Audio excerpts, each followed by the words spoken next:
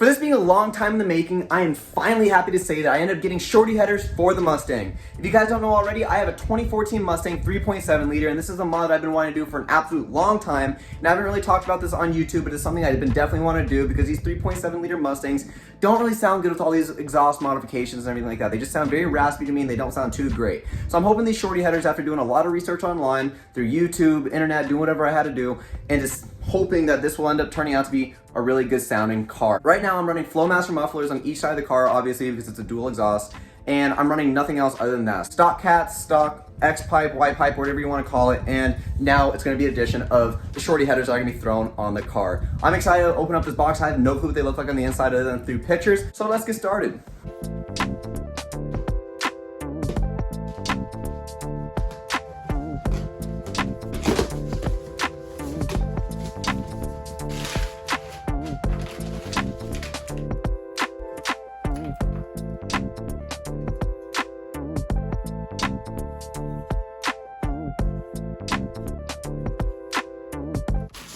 Looks like they provide you with gaskets, obviously the header, because if you didn't have the header, that would be a problem, and some screws. So it's nice that they offer new hardware for this, and I didn't really think that they're going to offer new hardware, even though the picture showed it. I thought it was just for demonstration purposes, but I don't know if the OEM studs will actually work for these new headers, but if not, more than likely I'll end up using these because it's just a new product. And after doing some research online, I've just seen a lot of people say don't use gaskets that come along with these headers because I heard that they just cause leaks and they're not as good. And I'm more than likely just going to use the OEM gasket that came along on the car that's currently on there at the moment. So I mean, these I might just put to the side just so I don't have to run into that headache. And if those other ones for whatever reason don't work, then I'll more than likely just throw on these. After opening up the box and look at the headers, I feel like one of the most important things you should always check is to make sure that they're identical to one another, because if they're not identical, then you're going to run into issues. Unfortunately, these are identical because they are a 6-cylinder and it's not an 8, but if it was an 8, that'd be a problem because I don't have an 8-cylinder and I don't know why I don't. But other than that, everything looks good to me on here. Honestly, the presentation on this I feel like is pretty good. The discoloration, some of these spots that you might see down here a little bit or over here, doesn't really bother me because these are just mainly for performance and also to give it that deeper sound that I was looking for. And honestly, when you're looking at them in the engine bay, I'm not really too worried about if they look a little discolored because you're not going to really recognize that considering that it's dark in the engine bay and you're not really going to see all the little imperfections here and there. But my main thing that I'm looking into is making sure that the welds are okay. There's some spots that concern me a little bit, like back over here. I don't know if you guys could really see, but I mean, there's some spots here and there that I'm kind of a little concerned about the welds, but other than that, I don't see any holes. I'm looking on the inside. I did put a light in there. I didn't see anything that looked like it was out of the ordinary on both the headers as well. The inside that you start looking at them, they have a little bit of this chalky crap in there. I don't know if you could really see it. I mean, I'm going to clean that out when I first put them on. I don't know, it was just popped up on my finger. But other than that, they look really good. They should sound really good. One important thing I wanted to point out is that these are not BBK Shorty headers. These are DNA motoring that I ended up getting off eBay, if I haven't mentioned that already. Just reviews online from people that go with the eBay ones, because when you're paying $350 for the Shorty headers from BBK, not saying they're not good, not saying they don't look good, it's just, I feel like you could get a better bang for your buck if these turn out to work out as good as that they say they are supposed to.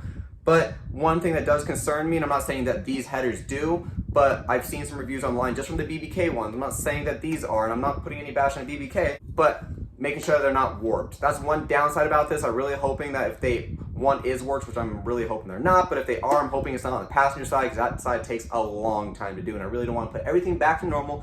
Other than that, we're not going to look at the negative side of things, and honestly, just from the look of this, if anybody's trying to look out and just go purchase a pair of eBay headers, I feel like this is a good bang for your buck. I ended up paying $130 for both of these compared to $350, and now we're going to find out to see if these are worth putting on your car. Hopefully I didn't get a dud pair and everything works out to be setting good, but if anybody's concerned about the quality, they feel nice, they look a lot better than the last ones, and so far it doesn't look like they're going to cause me any issues at all. If you guys want to look on the inside, if anybody's concerned what the inside looks like, that's what it looks like on both headers. There's like a bunch of tubes that run into one. If you don't know that already, that's what they look like.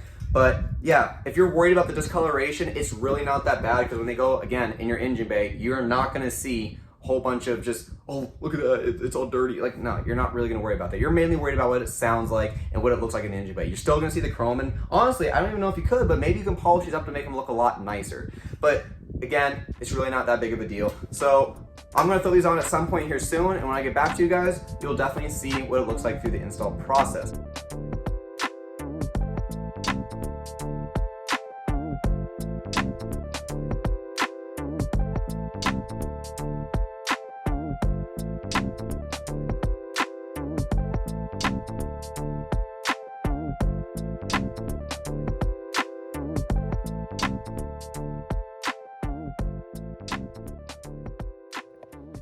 So look from what I could see online and through all the videos that I've watched, because I did a lot of homework on this before I went into doing this project. Driver's side, as I mentioned before, everyone says that this side is pretty easy when it comes to removing this manifold off, because you have 3 bolts across the top. You have one there, one right here, and also one at the very end, and it should be directly proportional from the top to the bottom. So when you remove all the bolts together, that whole piece will come off. But you also can't forget as well that you have the catalytic converter bolt that's right there, and there's also one directly right below that as well. This whole side is easy because you got plenty of room and you're able to access it very easily. And one thing I did a couple days ago to make sure that I kind of had a fresh start when doing this is I made sure I put some PB Blaster on each one of the bolts, or WD-40, whatever works. It's like a lubricant, so you can be able to remove nuts very easy without breaking them, because the last thing you want to do is break a nut within your block. So I made sure I did all that, and it should come off nice and easy, hopefully. We always say that, but it never seems to work out that way. So that side should be pretty easy. And as for the passenger side, the side that everybody absolutely loves doing, this side looks like a mess, and it's going to be fun. So it looks like from what I can see that I'm gonna have to remove the battery tray, so I could be able to access this manifold to have a lot more room right here, because the more room, the better. So by removing this, I feel that I could be able to take off all the bolts across the top. That same goes for that side. Everything that matches from one side always matches to the other. And by doing so, when I remove all this, hopefully this could just slide across the top and come out for where the battery used to be. But as I've seen online, a lot of people have said that you have to remove the starter that's right below the car, which means you would have to jack up your whole car, be able to get under it so you can access the bottom bolts that are right below this manifold, because as you can see, there's not a lot of room right here. This pipe's in the way, a lot of wires, battery, whatever the case may be. So the best bet is you're gonna need a lot of extensions to be able to access the bolt across the top and the bottom. Again, I don't know how easy this is gonna be. Hopefully it's not too bad. I've seen a lot of mixed reviews online saying, oh, this side's hell. I took it to the shop. It wasn't that bad. If you know a little bit of knowledge about how to put together cars and do whatever you're doing, then it shouldn't be too bad. So I'm gonna be able to experience that for myself tomorrow with an extra pair of hands that my buddy Joe's gonna be helping me out with. So this is gonna be an interesting project, and I'm excited to see how this thing is gonna sound. And of course I don't have my tripod, so I'm gonna end up having to use a plastic can to hold this thing up, just so you can give you guys a clip.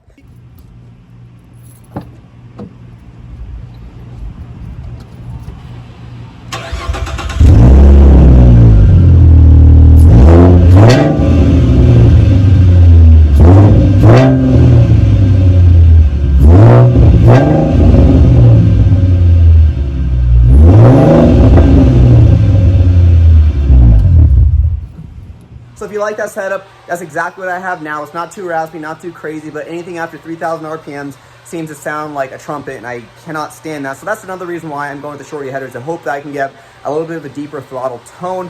Not trying to make it sound like a V8, but I'm definitely trying to make it sound a little bit better than it does already now.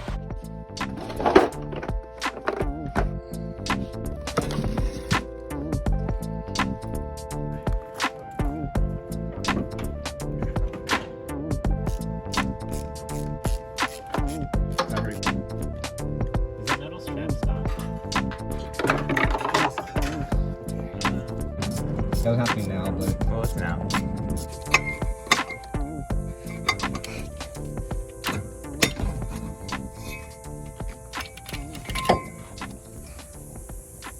It's hot. It's hot. Damn. That's a... Dude, it's just crazy, because like you look at this, and just everything kind of just flows together, while these have like their own tubes that kind of go along with everything. Yeah, each exhaust manifold tube has their own port, while this is just all in just one. Yeah. I mean, that's how it is with a lot of stock units, but still. I mean, we'll just make sure everything looks about the same. I mean, I see these have this right here, but I think that's because of the gasket, which isn't really going to be an issue. Let's go for this thing. What's it called? The gaskets that come with it. I mean, if a lot of people said we use the old gasket. Yeah.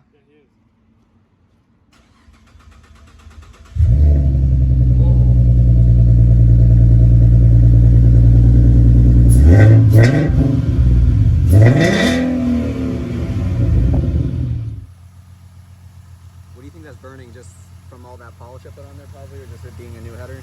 Polish, the oil from my hands. So honestly, it's nothing to even really worry about. If it catches on fire, then we get a new car. This side doesn't look like it's burning as much. We did have to zip tie this though. Yeah, we did have to zip tie together, but on the car just in general, they sound like a ticking got louder. So what do you think? Do you think it's worth taking this to a shop, or do you think it's just worth doing it in your driveway? I think driveway is fine.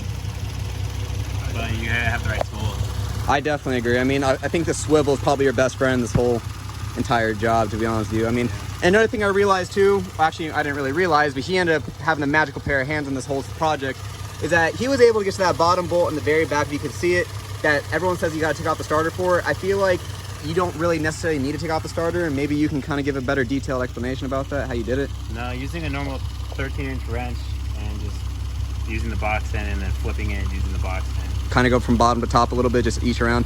So I mean, don't get me wrong, it is not easy to get in there at all. These tubes just make it extremely difficult to be able to reach your hands in there, especially on the passenger side. As you've heard online, a lot of people do say that the passenger side is hard, and don't get me wrong, this side took us, what do you think, about 2 hours or so? 3 hours?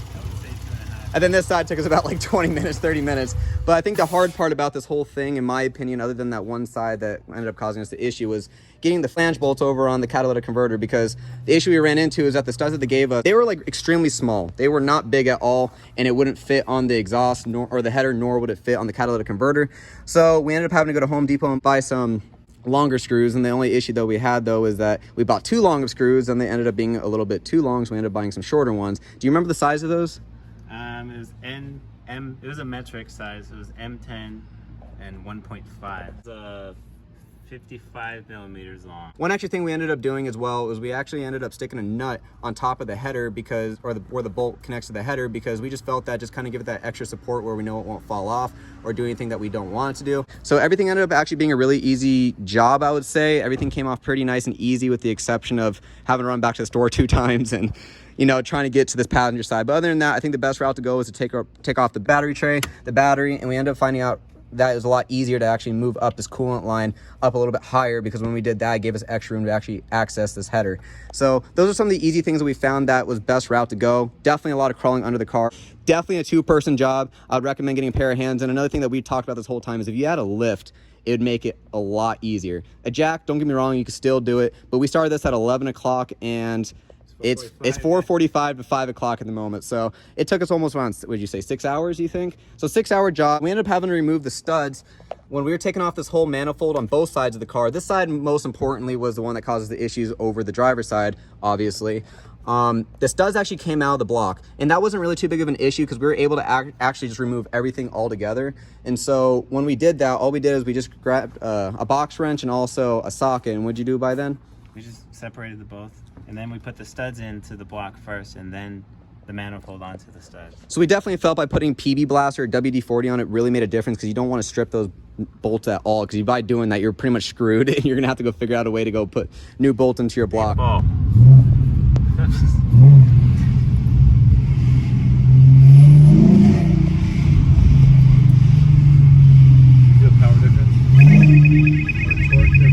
Laser. Who's throwing a laser at you, bro? I don't know, that's a good question.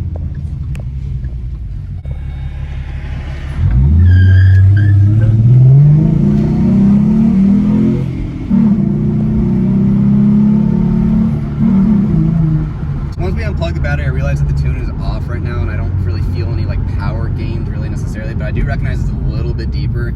I really am curious what it sounds like when I like downshift just a little bit, because I want to know if it pops a little bit. But then again, I don't have any X pipes, I don't have any H pipes, so all I'm really hearing at the moment is just the muffler and the headers. Don't know if it was worth the investment yet. Well, definitely feel a little bit more torque. I definitely smell it. Yeah, dude, it smells like the truck.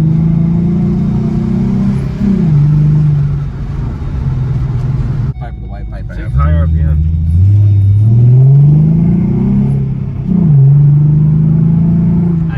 That deep mumble It groan. sounds a little bit deeper, doesn't it? It's also getting warmer too. Yeah, wait for it to break in too.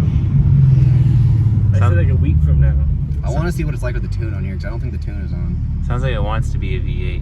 It does. Because you can hear that grumble as you go. It's like, I can smell it. Dude, this smells like the truck, bro. Yeah, it definitely sounds a little bit deeper than it did before, by far. But then again, I think it definitely needs to be broken in more to actually really hear a difference.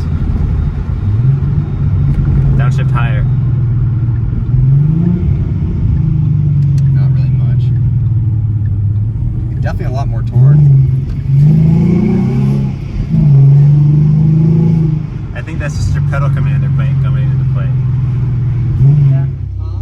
4.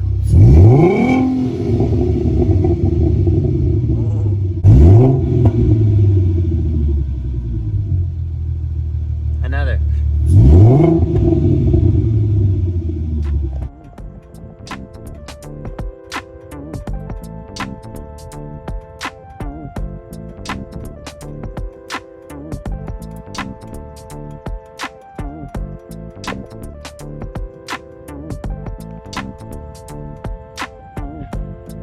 So a couple days have gone by and I wanted to give you guys a proper update on how I feel about the Shorty headers on the Mustang. Now, the eBay headers were not a bad purchase at all. I'm actually very happy with them. The only issue that we ended up having though was I ended up having to buy new studs for the catalytic converter. So I ended up going to Home Depot and ended up buying some new studs for the car, which I probably recommend not doing because I don't know if zinc is really a good option with heat, but my friend ended up doing it with his car and he hasn't had any issues for the past couple months, which is a good thing, but who knows what a future reference down the line might be. But anywho, I just want to say that these headers work really good. They sound really nice. I love the deep throaty feel to it. It's not too crazy considering the fact that I do have mufflers on the rear end of the car and it's not like I'm hearing these pops and bangs like I would hope to hear a little bit, nothing like too obnoxious.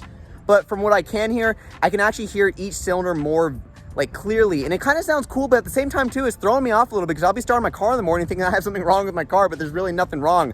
I'm just not used to hearing a clear sounding exhaust on my car, which I don't have the most complete exhaust by any means, but I definitely have an exhaust set up to where it's actually somewhat decent and okay. So to give you guys a review on how I feel about these Shorty headers, and honestly, they turned out really nice. I love the shape of them. I like the tubular design that they have going on, but another thing I realized too a little bit is they changed color just a little bit. Nothing too crazy. I don't know if it's because they're on the inside of the engine bay and it did get hot or whatever the case may be, but honestly, it's not really a big deal. I don't really care if they really do change color. As long as they don't rust, I'm okay with that because honestly, they look a hell of a lot better than the last manifolds that were originally on the car because the last ones were these tiny little rinky-dink things. They look like they belong on a boat or something. I really don't know. Even my friend joked about it. He's like, dude, this thing looks like it belongs on a motorcycle. I'm like, yeah, I know. I'm so glad I'm taking these out. Alrighty, guys. Thank you guys all so much for watching today's video. I'm going to give you guys 1 or 2 more exhaust clips just because I feel like I didn't give you guys too many within this video. So I'm going to give you guys a couple more of what these sound like, what you guys are expecting with the Flowmaster, mufflers, Shorty, G&A Shorty headers, a HPS cold air intake, and an eBay throttle body spacer with a 91 Diablo tune. So if you have that set up or anywhere near that, this is exactly what it's going to sound like. I know all those things really don't correlate with the exhaust sound like, but you never know. I really don't know. I just add all this stuff in there because I know a lot of people like to know what engine mod someone has done to their car. Because when I was doing research on my car, I want to know exactly what everybody had on their car because I don't know what mine would have sounded like if they didn't have that on their car. So I'm going to give you guys those exhaust clips. Thank you guys all so much for watching today's video, and I'll see you guys in the next one.